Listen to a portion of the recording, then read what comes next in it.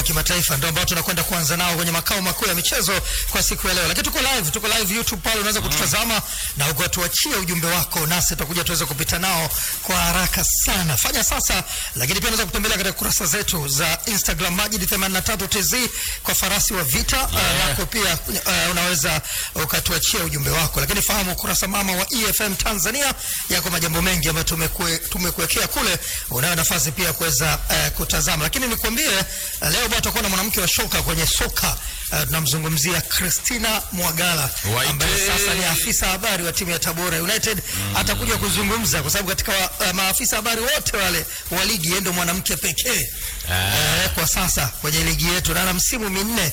Kwa hiyo ana mengi zaidi ya kuweza kuzungumza nasi. Utapata nafasi ya kuja kumsikia hapo baadaye. Weka nasi tu mwana michezo.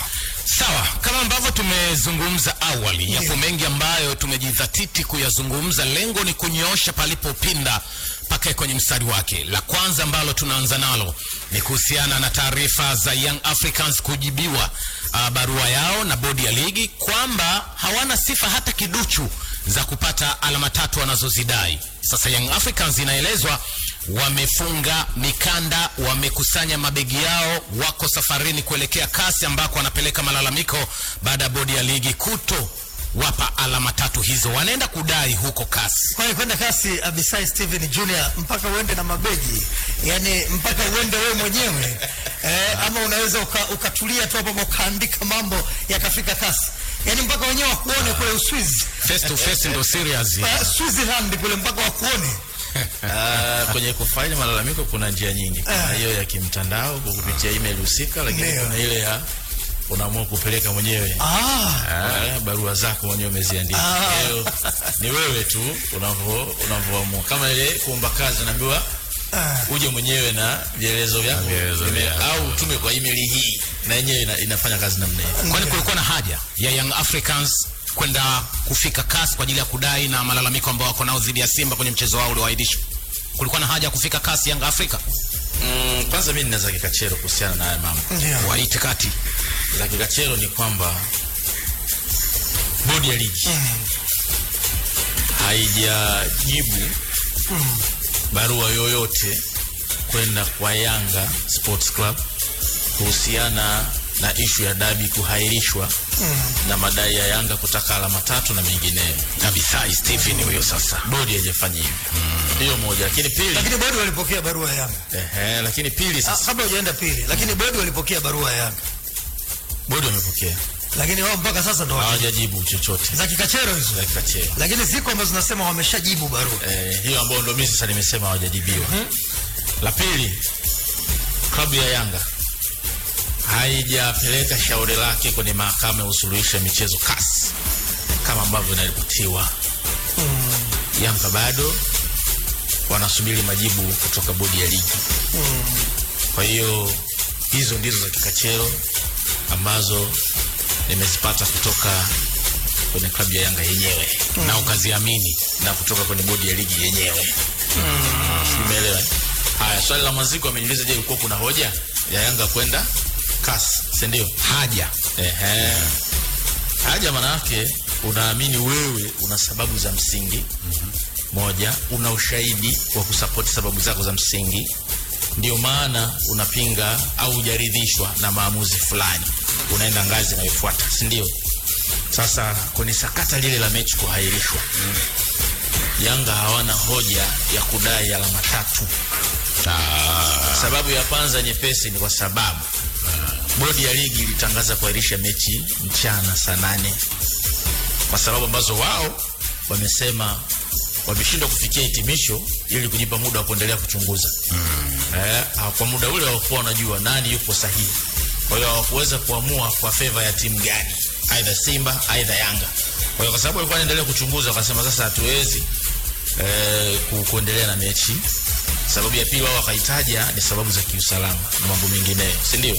Kwa hiyo hizo wametaja, lakini walilifaa kanuni hapa ya kuahirisha mchezo ambayo alisema dharura au sababu itakayokubaliwa na TFF au bodi ya ligi. Kwa sababu ya dharura ile ambayo iko nje ya control inaweza singie ile ambayo wanasema watakayoona TFF na bodi ya ligi nafaa. Wao wameona hiyo kwa kupitia hilo tobo la kanuni. Kwa hiyo walihairisha ile mechi kupitia sababu hiyo, sio ndio? Kwa hiyo sasa Yanga kwenda baadaye uwanjani jioni kama ishara ya kuitaka mechi na yenyewe haikutosha, kwa sababu mechi ilipangwa ichezwe saa 1, wao walienda jioni tu, wamefika pale nadhani saa 10 saa 11 wakatoka na kuhesabiwa na muamuzi kwa sababu mchezo ulikuwa ni sawa. Na sasa hivi hapa Yanga itoke iende uwanja KMC iseme sisi tuna mechi na fulani, timu fulani inatokea tunataka alama 3, wakati hiyo mechi haipo. Ndio maana akasema kile kilikuwa kama kichekesho fulani. Kwa hiyo kwa sababu hiyo ya msingi hawana hoja ya kudai alama 3. Sawa, Ticha Tiga na Lukinja kwenye hili upande wa bodi. Ukichimba sana unagundua hakuna kanuni ambayo inawataka Young Africans kukata rufaa. Yani hakuna maelekezo ya kukata rufaa kwamba okay, bodi mmekataa malalamiko yetu, sisi tunakata nini rufaa. Hakuna, isipokuwa kuna kuomba kurejewa kwa kutazama ile taarifa. Sasa inawafunga Yanga kupata haki yao kwa sababu hakuna kukata rufaa, au kupata haki yao kwenye shauri ni kitu kingine. Ni kupata haki yao ya uwanjani nacho ni kitu kingine.